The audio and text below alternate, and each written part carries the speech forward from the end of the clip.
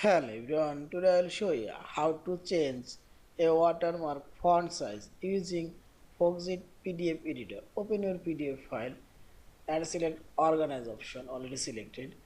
Now select Watermark option and select an Add option. First I will insert a new watermark and select a text option and type your watermark here and see this watermark and this is watermark font size option. You can add here any watermark. Also you can type here your font size and make it 100 and see this, and I rotate it 45 degree, and this watermark opacity